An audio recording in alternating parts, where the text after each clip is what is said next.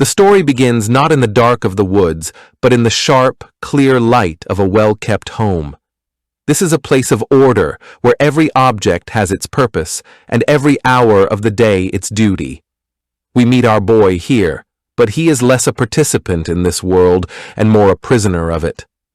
He is positioned by a window, a silent observer to a world beyond his reach. His physical body is present, slumped over a table cluttered with the artifacts of his civilized life. A school book lies open to a chapter he hasn't read. A half-finished chore sits abandoned, the instructions of a parent still hanging in the quiet, stifling air. But his mind is far away. His eyes, clouded with a restless yearning, are fixed on the one thing that dominates the view from his window, the ancient, sprawling line of the forest. It is not a place of fear for him, not yet. From this safe distance, it is a promise. Where his world inside is defined by straight lines, strict rules, and predictable patterns, the woods are a beautiful chaos. He watches the leaves rustle in a way that seems like secret laughter, sees the dappled sunlight shift and dance on the forest floor, and hears the wind weaving through the branches, not as a mere weather pattern, but as a melody, a siren's song composed just for him. The restlessness that was a quiet hum in the safety of his home now becomes a deafening drumbeat in the boy's chest. It is this rhythm that pulls him from his yard, across the manicured field, and toward the tree line. This journey to the edge is hesitant, each step a small rebellion against a lifetime of warnings. "Don't go into the woods," they had always said. But standing here now, with the dark, rich scent of damp earth and decaying leaves filling his lungs, those warnings feel small and pale compared to the vibrant, thrumming life before him. He stands at the precise border between his two worlds.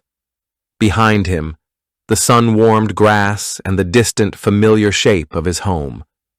Before him, the forest rises like a great living wall, a cathedral of shadows and secrets.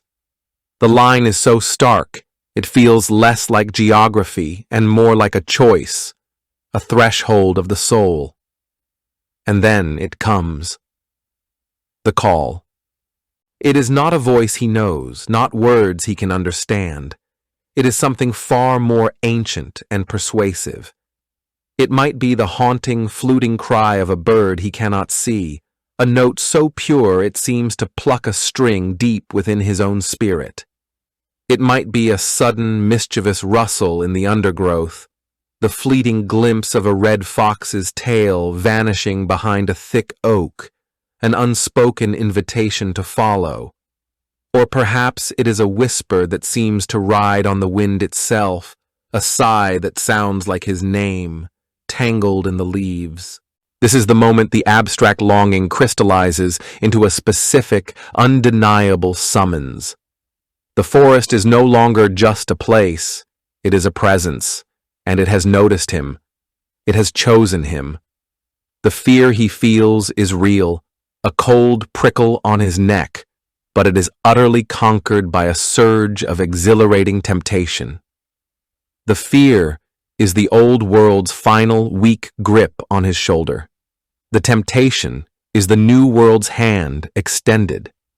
The deeper magic of the woods has guided him, not with a path, but with a feeling, a pull on his heart that leads him into a place the forest has kept hidden. The dense, tangled undergrowth gives way suddenly to a natural sanctum, a clearing where the air is still and charged, and the light falls in great golden columns, as if the canopy above has opened just for this moment. In the center stands an ancient tree, its trunk wider than a house, or perhaps a silent pool of water, black and perfect as a mirror. This is not a place one finds by accident. It is a place one is brought to. Here, the waiting is over. The source of the call is revealed. The woodland spirit is neither simply animal nor person, but something fluid and elemental. a shape woven from the very essence of the place. It might appear as a stag, its antlers, a crown of living bone tangled with moss and shadow, its eyes holding a deep, preternatural intelligence. It could be a figure, seemingly human, yet not.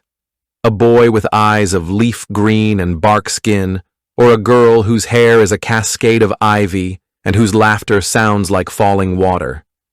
It is the soul of the forest given form, and its presence is both awe-inspiring and deeply unsettling.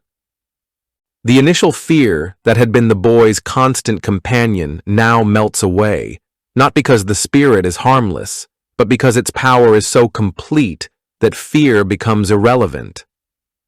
The spirit regards him not as a threat or an intruder, but as a curious new specimen, a spark of potential from that other dull world.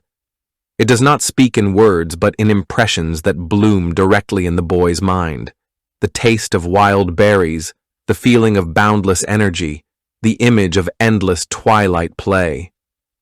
It makes him an offer. It is not a threat or a demand, but a gift, presented as the most natural and obvious thing in the world. The offer is freedom, not the constrained, conditional freedom of an hour of play after chores, but absolute, eternal liberty. It is a promise of no more rules, no more bedtimes, no more lessons or scoldings or expectations. It is an invitation to shed his old skin like a cumbersome coat and become truly wild, to join the endless, chaotic dance of the forest forever. This moment is the crux of the entire tale. The spirit is both a tempter and a liberator. Its offer is a beautiful poison, a seductive lie wrapped in a profound truth. The boy stands on a precipice, looking into the ancient eyes of the wild, and the choice before him is no longer about exploration. It is about transformation. It is about accepting a new, wild heart in exchange for the one that still, faintly, remembers the name he was given at home. The boy's acceptance is not a word, but a surrender. It is a nod, a step forward, a letting go of the breath he didn't realize he was holding. And with that, the clearing erupts. The solemn, sacred silence shatters into a whirlwind of chaotic joy. The forest, which had been holding its breath, now exhales in a riot of celebration, welcoming its newest devotee.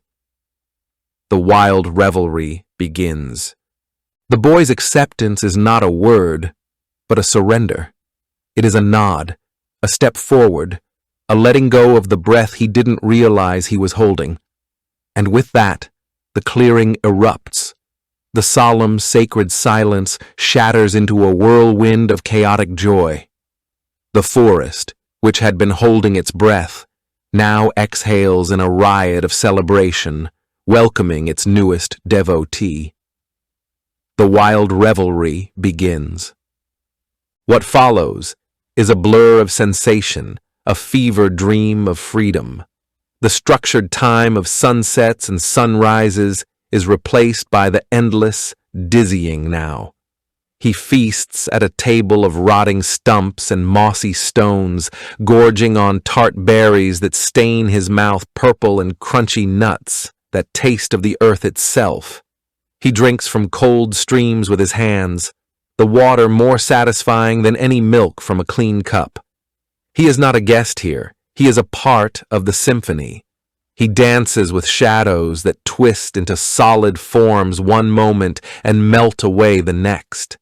He races alongside foxes and badgers, not as a boy chasing animals, but as a fellow creature, his laughter mingling with their barks and yips. This is the paradise he imagined at his window. This is the ultimate yes after a lifetime of no. There are no rules to break, because there are no rules at all. He sheds the trappings of his old life effortlessly. His shirt, snagged on a thorny branch, is torn away without a second thought. His shoes, caked in mud, are kicked off and forgotten. His hair becomes tangled with leaves and twigs, a wild mane fitting his new feral crown.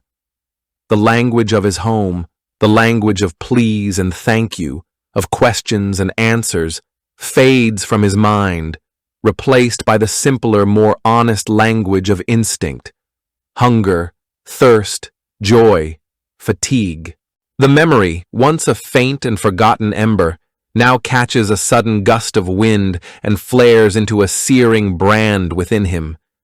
The taste of the wild berry turns to ash in his mouth. The shrieking laughter of the forest creatures curdles into something sharp and mocking. The name, his name, called on a voice that is not the wind's, echoes in his mind, and with it comes a devastating wave of homesickness. It is a physical pain, a hollow ache in his chest, more profound than any hunger the woods could ever conjure. The paradise is revealed as a beautiful prison, the freedom, a gilded chain. The change is instantaneous and violent. The welcoming woods transform into a vengeful, sentient labyrinth. The playful rustle in the bushes becomes the sound of something large and angry giving chase. The gnarled roots that once seemed to cradle the earth now writhe like serpents, twisting up to snare his ankles. Branches that offered him swings and perches now claw at his face and arms, becoming the grasping fingers of his captor. The light, once dappled and magical, now dies into a oppressive, confusing gloom, every shadow a potential predator. The boy is no longer a guest. He is a fugitive. He runs, not with the joyful, boundless energy of the revelry, but with the raw, terrified adrenaline of prey. His breath tears at his throat. The wild things he once danced with now snap at his heels, their eyes gleaming with a possessive fury. The woodland spirit itself is the architect of this nightmare. He feels its wrath not as a physical blow, but as a pressure in the air, a malevolent will turning the very geometry of the forest against him.